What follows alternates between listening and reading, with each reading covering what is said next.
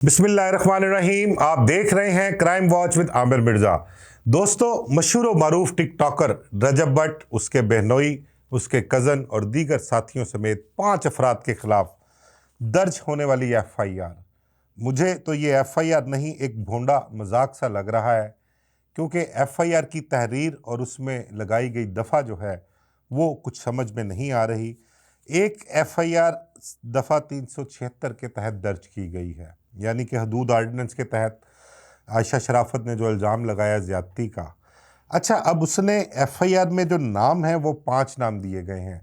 एक नाम रजब भट्ट का है, एक नाम जवाद का है, एक जहांगीर है, एक मान डोगर है और एक सलमान जो मेन कल्प्रिट है। सलमान जो आयशा शराफत का दोस्त है।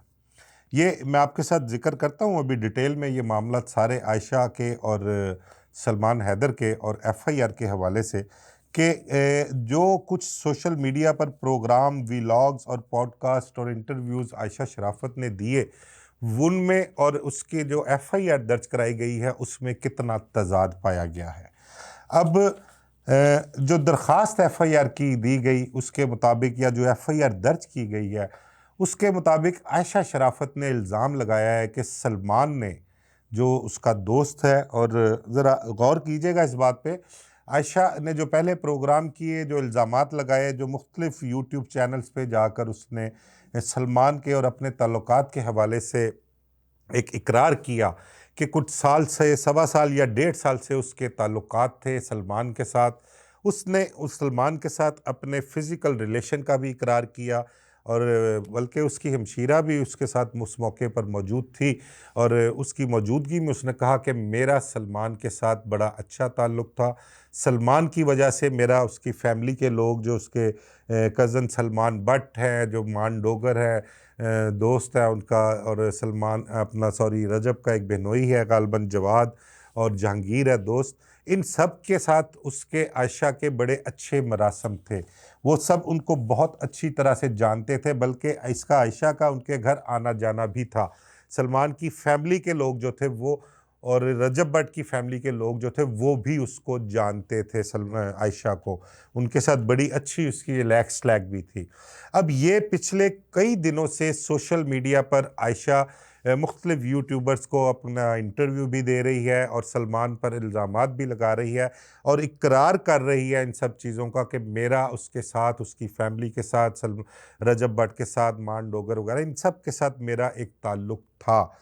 सलमान के साथ उसने एग्री किया कि मेरे फ़िज़िकल रिलेशन भी थे, और एक मर्तबा नहीं, कई मर्तबा उसने इस चीज़ का इकरार किया, और कई मर्तबा इस रिलेशन का उसने, कि जी मेरे कई मर्तबा उसके साथ रिलेशन रहे हैं। अब जो एफआईआर दर्ज होती है, एफआईआर के मुताबिक वो आयशा जो है वो इल्ज़ाम लगाती है कि जी सलमान ने मुझे बैरी ऑर्चर्ड में घर बुलाया, वहाँ पर उसने मुझे जूस में नशा आवर चीज़ पिलाई और मिलाकर पिला दी, जिसके बाद मैं बेहोश हो गई। मेरे बेहोश होने के बाद जब मैं होश में आई तो मुझे अपनी फीलिंग्स जो थी, मेरे कपड़े जो थे उनकी हालत थी, मेरी अपनी जो हालत थी, जो मुझे फ़ील हुआ कि सलमान ने मेरे साथ ज़्यादती की है, मेरे साथ कोई फ़िज़िकल रिलेशन मेरी बेहोशी की हालत में बनाया है। ये किया उसने। फिर उसके बाद उसने इल्ज़ाम ये लगाया कि जब इस मामले में मैंने उससे, सलमान से शिकवा किया, गिला किया, उस पर इल्ज़ाम लगाया कि तुमने मेरे साथ क्या किया है, तो उसके साथ मेरी तलख़ी हुई। उसके बाद मैं घर आ गई, और जब मैं घर आ गई तो उसके बाद सलमान ने मुझे धमकाया, मुझे डराया कि मैंने तुम्हारी अपना मोबाइल पर वीडियो बनाई हुई है उस रिलेशन, फ़िज़िकल रिलेशन की, जो बहरी ऑर्चर्ड वाले घर में मेरे और तुम्हारे दरमियान हुआ है। अगर तुमने ज़्यादा बकवास की और मेरी बात ना मानी तो मैं इसको तुम्हारी फैमिली में भी भेज दूंगा और लोगों को भी दिखाऊंगा, या इसको वायरल कर दूंगा। इस किस्म की थ्रेट्स जो हैं आयशा को मिलती हैं एफआईआर के मुताबिक। और सलमान आयशा को दोबारा बुलाता है, दोबारा बुलाकर फिर उसके साथ फिजिकल रिलेशन कायम करता है। आयशा की ज़बान में उसके साथ ज़बरदस्ती ज़्यादती की गई। ये 2 मरतबा इल्ज़ाम उस पर लगाया गया है। अब इसके बाद होता क्या है कि सलमान की तरफ से दोबारा उसको तीसरी मर्तबा जब ब्लैकमेल किया जाता है, और इस दौरान सलमान जो है उस वीडियो क्लिप को, जो आयशा का और सलमान के दरमियान वीडियो क्लिप बनता है, वो आयशा की बहन को भी भिजवा देता है। ये भी एक इल्ज़ाम है।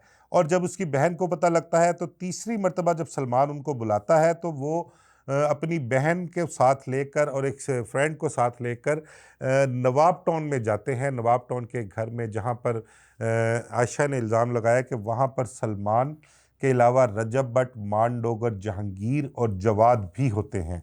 और उन्होंने इनको सबको एक कमरे में बंद कर दिया, कमरे में बंद करके उनसे मोबाइल फ़ोन छीन लिए। मोबाइल फ़ोन छीनने के बाद उनके मोबाइल्स को रीसेट कर दिया, यानी कि जितना भी डाटा उन मोबाइल्स में था, जितनी भी चीज़ें सेफ थीं, बकौल आयशा के सलमान और उसके दरमियान जो जो मामलात थे, जो जो चैटिंग थी, जो जो उनकी वीडियोस थी, ऑडियोज़ थी, रिकॉर्डिंग जितनी भी थी, वो सारी उन्होंने डिलीट कर दी रीसेट करके, और वो मोबाइल उनको पकड़ा दिए, उनको डराया धमकाया और फिर उसके बाद उनको वहाँ से जाने के लिए कह दिया। अब एफआईआर में जो दफ़ा लगाई गई है वो सिर्फ 376 की लगाई गई है। नामजद मुलज़म उसमें 5 किए गए हैं। अब इल्ज़ाम उस एफआईआर में सिर्फ एक शख्स पर, सलमान पर है कि उसने ज़्यादती की है, उसने आयशा के साथ जूस पिलाकर उसकी इज़्ज़त जो है उसके साथ खेला है और वीडियो बनाई है।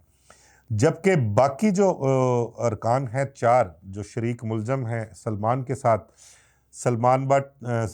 रजब भट्ट, मान डोगर, जहांगीर और फवाद, और इन पर जो इल्ज़ाम है वो है कि इन्होंने उनको हब्से बेजा में रखा, कमरे में बंद कर दिया, मोबाइल फ़ोन छीना, उनको धमकाया, डराया और उनके मोबाइल जो है उनमें से डाटा डिलीट करके एविडेंस, शहादतें कह लें कि उनको ख़त्म किया और उनके मोबाइल्स को रीसेट कर दिया।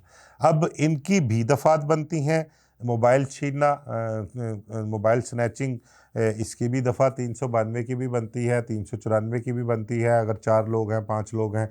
फिर उसके बाद जो धमकियां हैं 506, 506 बी, ये भी बनती है।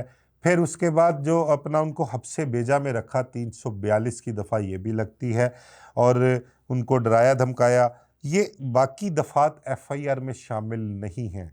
तो अब इससे अंदाज़ा क्या लगाया जाए कि एफआईआर में एक ही दफ़ा है, मुलज़म 5 हैं, तो आया कि क्या पाँचों मुलज़मान के ख़िलाफ़ जो तफ्तीश है, जो बयानात हैं वो 376 के हिसाब से, हदूद आर्डिनेंस के हिसाब से होंगे? उसमें एफआईआर में बाकी दफ़ात क्यों शामिल नहीं की गई? ये इसमें किसकी बदनीयती है? ये आया कि पुलिस ने पहले ही गर्दान लिया था कि एफआईआर झूठी है, आयशा की तरफ से झूठी एफआईआर दर्ज करवा रही है, क्योंकि ये जना बिल जबर का मामला नहीं है, बल्कि ये जना बिल रज़ा का मामला है। उस हवाले से आयशा जो है वो इकरार कर चुकी हुई है कि मेरे साथ 1.25 साल 1.5 साल से ताल्लुकात थे और हमारे फिज़िकल रिलेशन भी थे। आया कि जना बिल रज़ा जो है उसका भी कोई जुर्म बनता है, उसमें लड़का और लड़की दोनों काबू आते हैं, दोनों के ख़िलाफ़ एफआईआर दर्ज होती है, दोनों को इसमें सज़ा होती है। देखना यह है कि अब इस पुलिस इस मुकदमे की तफ्तीश को किस तरफ लेकर जाती है। ये मुकदमा क्या रुख इख्तियार करेगा? आयशा इस मुकदमे में जो है वो गिरफ्त में आएगी या नहीं आएगी, या सिर्फ सलमान की हद तक जो है इस मुकदमे को रखा जाएगा, या इस मुकदमे को ख़ारिज कर दिया जाएगा, और ख़ारिज करने के बाद सलमान को ये राइट होगा कि वो आयशा के ख़िलाफ़ 182 की कार्रवाई करे, झूठा मुकदमा दर्ज करवाने की कार्रवाई करे। ताकि चलते हैं, देखते हैं कि आने वाले दिनों में पुलिस इस केस की तफ्तीश क्या करती है, मज़ीद इसमें दफ़ात ऐड करती है या नहीं करती, सलमान के ख़िलाफ़ क्या कार्रवाई होगी, अगर एफआईआर ख़ारिज होती है तो आयशा के ख़िलाफ़ क्या कार्रवाई होगी, आया इन दोनों सलमान और आयशा के ख़िलाफ़ इकट्ठे कार्रवाई होगी, ये आने वाले दिनों में पता लगेगा, पुलिस की तफ्तीश के हवाले से पता लगेगा। मुझे इजाज़त दीजिए, अल्लाह हाफ़िज़।